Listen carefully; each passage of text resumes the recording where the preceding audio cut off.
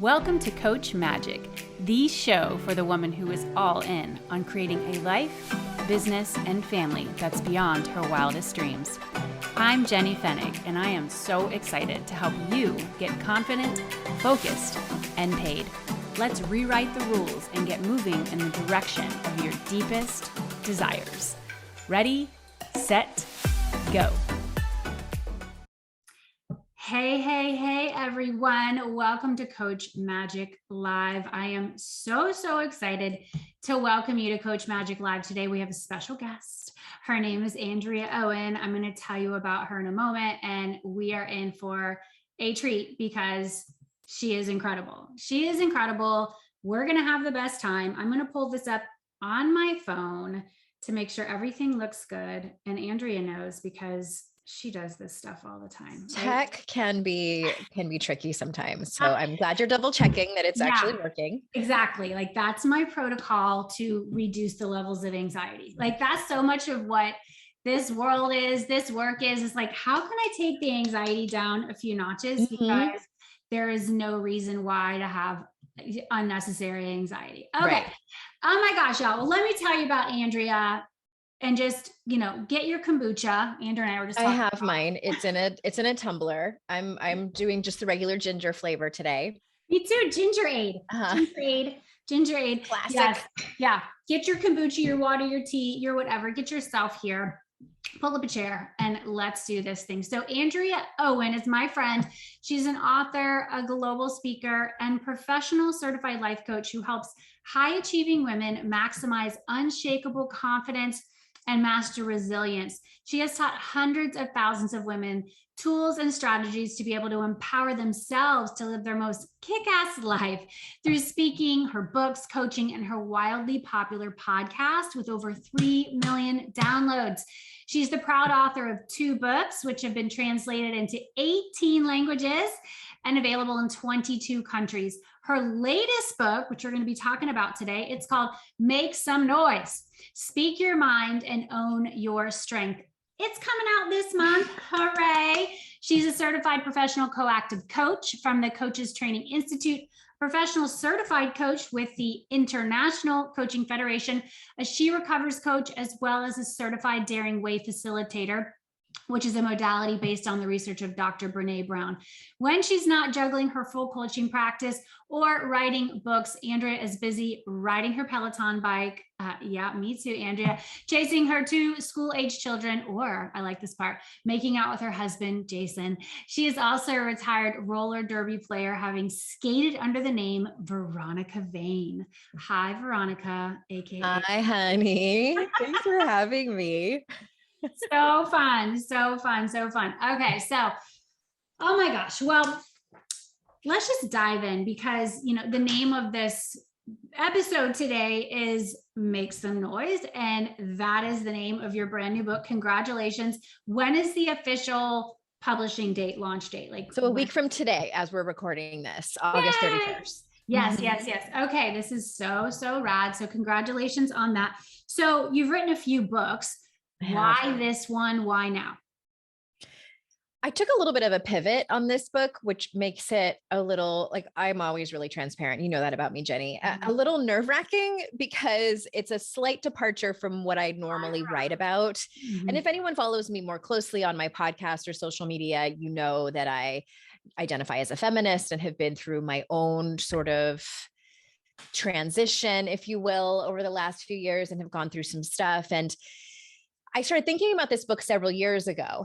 And as many of you remember, we all went through the Me Too movement in 2017 and the Kavanaugh hearings happened in 2018. And that's when I started to get a rumbling of what this book was going to be about. And the long and short of it is that for people who identify as a woman, we've been conditioned and socialized to be a certain way. And there's a punishment and reward system. We all kind of had those implicit messages of what it means to be a good girl. And then we grow up in like what it means to be a good woman or a good mom. And we internalize that sometimes without even realizing it. And I'm not saying that like those virtues and attributes are bad at all. I think it's fantastic to be kind and polite and a nurturer, et cetera. But a lot of times we sort of cross a line and it goes into, being overly accommodating. This is, people pleasing. This is, when we're afraid to ask for the sale, or we're afraid to have a hard conversation with our partner, et cetera, et cetera. And these are topics I've worked with women on for a long time. The difference with this book is that I'm kind of calling out the elephant in the room. And for a long time in our industry, the onus has always been put on us, that like, just work harder and, and take all these steps. And I'm not saying working hard is bad either, but a lot of this is due to the culture that we were raised in. Like, we were conditioned and socialized to be a certain way. So this book is for women to just get curious about their conditioning. I'm not necessarily saying one way is good and one way is bad. I have my own opinions on that, but I really just I ask over 250 questions in this book. I want women to get curious about their own life and make their decisions from the clarity they get on that. Yes, yes. And I really feel like that's so the core of coaching. I mean, you and I are both coaches. I serve a lot of coaches in my business, and you've worked with a number of coaches and all the work that you've done. You've worked with, all different types of people, but we are coaches at our core. And that's what makes you such a great writer and storyteller too. But that piece of following your own curiosity is to just like, I wonder if I tried this. I wonder if I played with that. I wonder if I put this on and saw what happens, then what would occur? And I think when we allow ourselves that gift of just following your curiosity and to really examine what we've been taught, what we've been told to see, well, how well does that even work for me? Do I even like that? Or have I just been doing it because I feel like I was told I was supposed to, or that's what quote, good girls do? And what even is a good girl? And do I want to be a good girl? All of those questions are ripe for conversation and inquiry. Okay, so you say that women's empowerment begins with women asking for what they want, period. Tell us more about that. Well, I have found that, and I'm speaking generally here, this isn't the case for all women, but women tend to have a hard time asking for what they want, whether it's, and like, I want to back up even for a second. Many women don't even know what they want. Like, let's just start there. I've done workshops and things, especially earlier on in my career. I did a vision board workshop, and I took these women through a visualization and invited them to visualize what it was that they want. I had several women at the end of it say, I don't know. I didn't come up with anything. And, these were mothers of young children. And that got me thinking again earlier on about, okay, this seems to be fairly universal among my clients. So let's talk about what you don't want and offer them a safe space to be able to express that.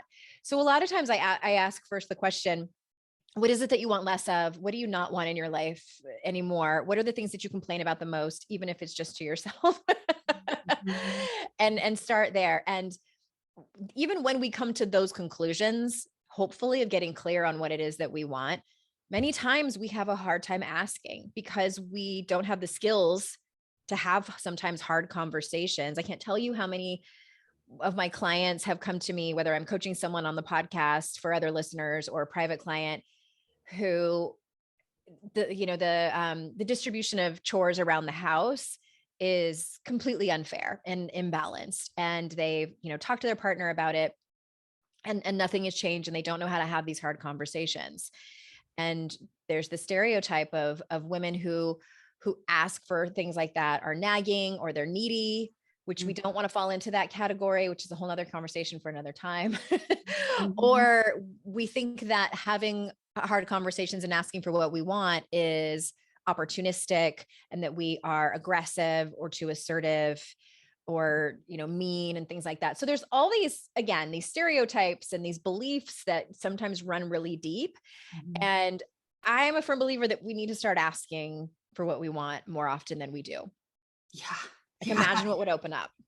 Plus, but yeah, like plus, and they like send hearts and explosions over on that. Yeah, totally. I mean, it just is. And spot on your point, where for a lot of women, the issue is they don't even know what that is. They don't know what that is. But I like what you said too, looking at, well, here's what I don't want, helps us, remove that, to realize like, that's not it. Maybe it's the opposite of that. Maybe it's just another path. But for, everyone tuning in now, and some of y'all are here live, awesome to see you. Others of you, you'll get this when we distribute on other channels, is to really know that you are allowed to ask for what you want, and you are given permission here. I hope this conversation ignites that remembrance inside of you that you're allowed to want things. You're allowed to want things. And when you know what those are, when you know what your preferences are, that's a really powerful piece. So, for a lot of my clients, and I know a lot of, what you do in your work, Andrea, and you and I have had, powerful conversations on this too. We want money. Mm-hmm. We want some money, honey. So you did choose to write about money in this book. Why did you choose to write about money? Part of it is because I'd never written about it before. And honestly, the only reason I didn't write about it before is because I was going through my own money journey and like my own evolution, and I didn't feel prepared yet to do that. Another reason is I didn't feel the opportunity. It just didn't fit in my other two books as well. I'm not a financial advisor by any stretch, but this book was about women's empowerment, and more specifically about women making noise. So what does that mean? Does it mean that we need to be noisier and start yelling? Not necessarily, unless you want to, unless that's part of your values. It's about standing up for what you want. And it's also about empowering yourself. That's what I'm a big fan of. Part of empowering yourself is getting good with your finances. So there's, Fidelity did a study, I believe it was in 2016. There's been other studies how, and I'm going to just kind of give you the basics here, that women tend to not talk about money. Women tend to be, and this research shows that we're very good at managing households and very good about managing household budgets and the in and out of money, but not as well with investing. And it's because we typically don't ask the questions about it. We don't seek out financial advisors and want to be in the meetings. I'm talking about, if I'm speaking about a heterosexual couple, the husband's usually in charge of that. And it's gotten better over the years, but it's still, there's a pretty decent gap. And women tend to be in poverty more often than men as they reach retirement age, and especially into old age for the elderly. And it's interesting, when I think back when I was a little girl, I didn't know any woman who worked in banking or finance. To me, I learned, and it wasn't explicitly taught to me, it's just we learn through what we see and what's modeled for us, that men are in charge of money. But if it's like, lunch money and things like that, of course, my mom worked. Men are in charge of money, and men are in charge of making the most money. So it's, and again, I'm just giving an example here of some of the things that we internalize. And then we can hopefully, again, start to break those down and get curious and start to relearn something that's more empowering. Yeah. And we have a comment here in the chat. Absolutely. We empower ourselves by owning control, taking control of our finances, really looking at, and I know my personal journey around that too is, similar to what you just shared, but that recognition, no one's coming to save you. No one is coming to save you. And we can ask questions, and it's okay to really not maybe understand a term or a concept, but to know that when we can get the right people on our team, and when we can allow ourselves to learn about a subject matter that really is important, that is us reclaiming our power, and that is us deciding how it's going to be for us and for future generations. I love, speaking of future generations too, your the way that you dedicated your book, to your daughter and your mother and her mother and her mother and her mother. And so looking at, it wasn't so long ago, I think it was in the 1970s, like almost 1980, that women were first allowed to have a credit card.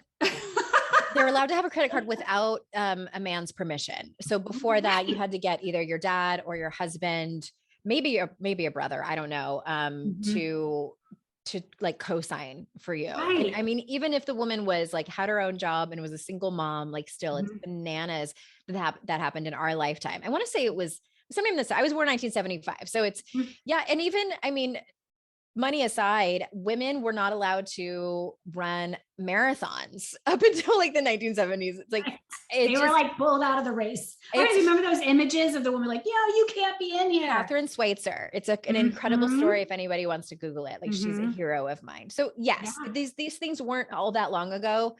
I mean, although I feel like the 1970s was only 20 years ago. Agreed. I'm a 1977 baby myself. Kind of like, what? Right. How long ago was we have come a long way, and there's still a lot of work to do. And also, many of us were raised by women and men who came from that generation where maybe in theory they like to say that, oh, of course women should make their own money and be in charge of their own money. But these old ideologies can live in us. Yes. And we might, and it's so interesting once you start kind of breaking down and unlearning things. And I write about internalized misogyny in this book. And again, even people like you and me, Jenny, who work in this industry, and I can't speak for you, but for me, many times, like I will say that I'm on board with something, but then I look at my behavior sometimes and I'm like, that's interesting, and how it's out of alignment. And again, it goes back to that old conditioning that is largely unconscious to many of us. Totally. The books we read, the stories we watched, the fairy tales, like everything. It was just, we grew up in those waters, and then we can find ourselves at odds with what we think we want or we say we want and what we're actually doing or believing. And that's it's so awesome that your book, covers that. I have to hear you talk about this story about being in Tijuana, Mexico on a drug deal at night and having a spiritual experience. Please, I did have a spiritual experience. Okay. So what had happened, I'll give you the short backstory. So I was married before, and I was, we didn't have children yet. We were discussing conceiving our first child. We'd been together for a very long time, since I was 17. And my husband had an affair with our neighbor and got her pregnant on purpose. And they'd been seeing each other for a long time. And anyway, it's a long story. So we got divorced. It was very traumatic. And then I started dating someone who I thought was great. And it turns out that he had terminal cancer, and that was really sad. But we were going down to Mexico to get this cancer treatment that was not FDA approved, which is kind of funny now because we're talking about FDA approval. But it wasn't FDA approved in the United States, but he could get it down in Mexico. And I was living in San Diego at the time. So it was just a hop, skip, and a jump down there. It was not that big of a deal to go during the day. And one day he was really sick, and I was taking care of him, and he said, I need to go down there to get my medication. And it was 10 o'clock at night. And I said, all the pharmacies are closed. And he's like, we need to go down there anyway. So we drive down there. He's totally sick. We are walking down this back alleyway, and I had some suspicions, but I didn't want to believe it, that he was in fact abusing prescription medication. And I thought, well, I mean, it wouldn't surprise me considering the amount of pain that he's in and everything that he's dealing with. He was estranged from his family. He had lost his job and his insurance, and it was just kind of a mess. And we were down there in Mexico, and he sees these two men standing behind this building. We're like in this back alley. And he says, stay right here. And he walks over to them, and he was maybe, 20 feet away. And I hear him ask these two men, he says, do you know where I can get some Oxy? Referring to the narcotic OxyContin. And my heart sank. And I was just like, oh my God, like I can't unhear this. And so they pointed down the street. We walk down there, and there's a cab, and he opens the back door to this cab. And I'm thinking to myself, we're going on a drug deal, like in a city that is notoriously dangerous, especially at night. And I'm pretty sure my boyfriend is a drug addict. I just learned this like 5 minutes ago, and I don't want to get in the car. Everything inside of me was screaming, don't get in the car, like turn around, run back to the border and go home. And I got in the car. Well, first I said, I don't want to get in the car. And he put my face in his hands, and he said, I would never do anything to jeopardize your safety. And I knew that he was BSing me, and I got in the car anyway. And we're driving down this like either cobblestone or dirt road. And then we get to this person's house, and then I'm paying for it because he didn't have any money So I'm handing over a stack of 20s so he can get his cancer medication, which I know at this point was just drugs. And I had this moment in like the back of the car where I thought like, how did I get here? That was it was a first of all, how did I get here? Second of all, like, when did I decide it was okay to give all this power away? Like I had handed over my intuition, my dignity, my self-trust, like all of myself to try to avoid being abandoned, and it was such a light bulb moment of my abandonment wounds. And you would think I would have broken up with him like right when we got home. I lasted another few months because I was so codependent. I was trying to take care of him and help him. And it ended up ending very poorly, but it was such a spiritual experience because I knew I was ignoring my intuition because I was so afraid of what the alternative was. But it was such a huge moment of awareness that I'm grateful for now. Yeah, absolutely. And this whole connection to your voice was trying to talk to you saying, don't get in the car, don't get in the car. But for a lot of us, as you said, we've been the fear of being by ourselves to, that abandonment thing. I struggle with that for a long time. You and I have talked, Yeah. you got to have your stories of like that person you dated that you're going, what was that all about? But it helps us heal. It helps us break through, and it helps us. We do have some really, really good stories, and you do talk about that in your book. What do you mean when you say start building superior stories? It's basically mindset work. And I don't say basically like to be dismissive of it. It can be one of the most powerful things that we do. And I love brain science. Like I geek out on it so much, and it's so fascinating to me. And I'm trained and certified in Brene Brown's work, and she talks about the loop when we get triggered by something and something happens. Like say we came onto this live and you were like a little bit short with me and didn't do like a lot of small talk, like, hey, how are you? I might make up a story very quickly that you're mad at me, and like Jenny's mad at me.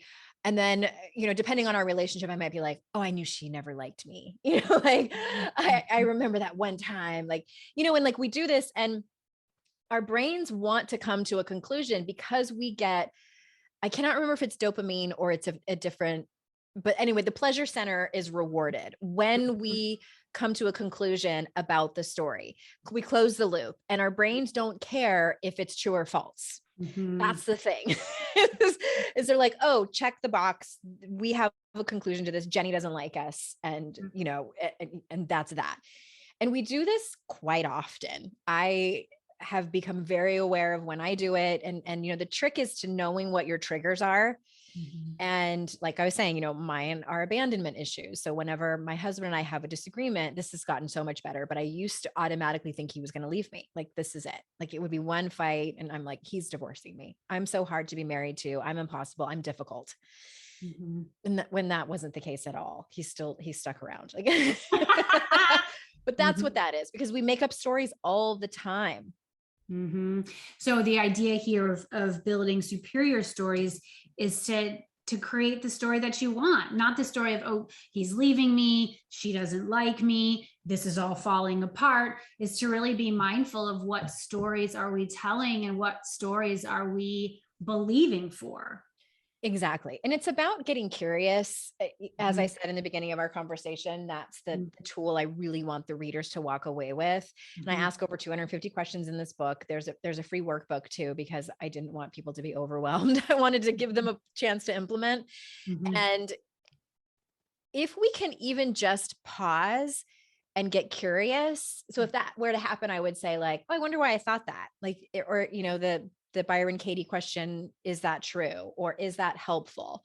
Or when was the first time I thought that? Just these questions, like train yourself to be curious and look at things with wonderment instead of being definitive that something is the way that it is. Because we like to be certain. We really do. Yes. And that, is that true? We actually have a magnet in our kitchen that says, is that really true? And so when you can just ask yourself that question, start deconstructing, start looking at where are you, just like screwing yourself over with these unhealthy thought patterns that just keep you stuck and keep you scared and keep you small. Because this whole idea of, making some noise, is it truly about just reclaiming your life? Is it about, making this one life count? Like, if you just had to kind of summarize, like, what is it? Like, how does one know when they are making some noise? I think if they get that quiver of fear that pushes up against the socialization and conditioning that they've been taught, then they're on their way to making some noise. Even just the curiosity of it. We have to do that. And that can be deeply uncomfortable. Yes. And to know that it's okay. It's okay to be uncomfortable. Andrea, you wrote a short poem that's in the opening of the book called Burn It Down. Would you give us the pleasure of reading it? Happy to read it. Yes. Okay. It's called Burn It Down. She had fire in her belly and she used it to summon her truth. She had fire in her soul and she used it to remember where she came from. She had fire in her heart and she used it to trust the women who came before her. She had fire in her spirit and she used it to show other women their own flames. She had fire in her eyes and she used it to burn it all down. She had fire in her every being and she used it to blaze a new path, a new way, a new life. Amen. I just closed my eyes. I love you, Jenny. It's like, woo, I just felt it. I felt it. That was so, so beautiful. I am just thrilled for your book. And I want to let everyone know this book when we get this all out in our podcast and all the places, it will be on your launch day. So everyone, I'm going to tell y'all, I got a special surprise for some of you, but Andrea, tell them where they can find your book. AndreaOwen.com/noise. That'll give you all the details, all the bonuses and everything. And I'm excited for your announcement. So yes. Okay. And so my announcement is, all right. So you all know I am totally dedicated to women making some noise, raising your voice. And in particular, specifically in this season of my career, it's dedicated to you getting out there and speaking, like being a speaker, getting your voice out there online, specifically on video. I mean, we're recording this interview on video. If you all have online businesses, if you're not doing video, you're making it much harder for yourself. And there's so many different ways you can do this, but it really comes down to you getting your message out there. So I have it's not a brand new program, but it's the first time I've led it this year. It's the only time I'm leading it in 2021. It's called Magnetic. And it's all about getting your voice out there online, making some noise, raising your voice, and really being a powerful steward of the message that you're here to share.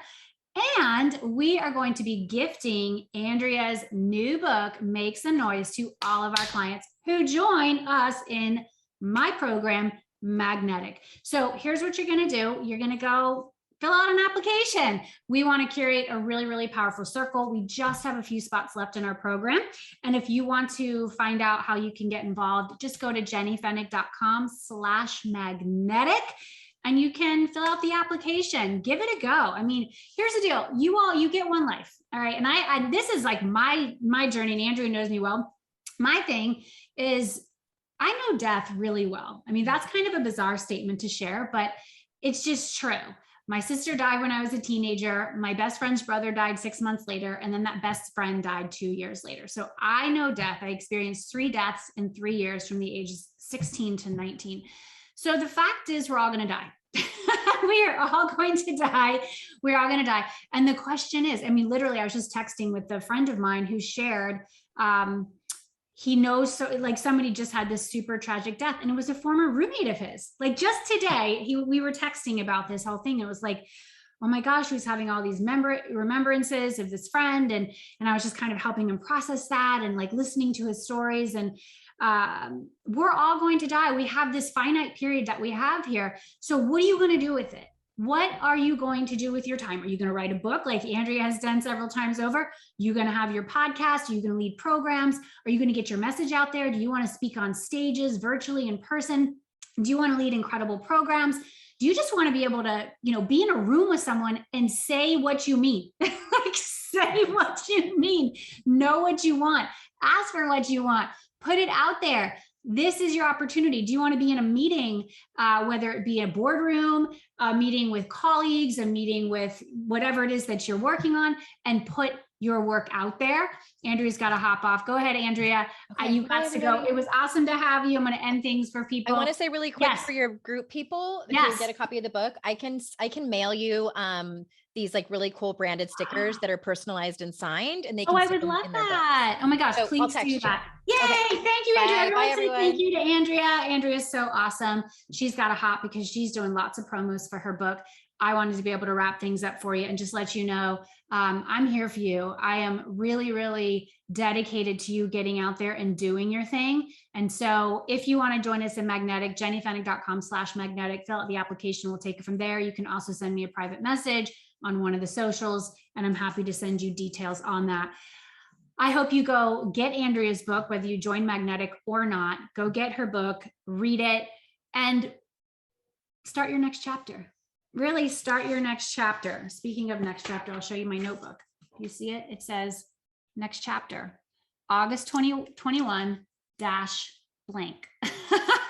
I use these legal pads to just write down notes when I'm speaking with clients, interviewing people.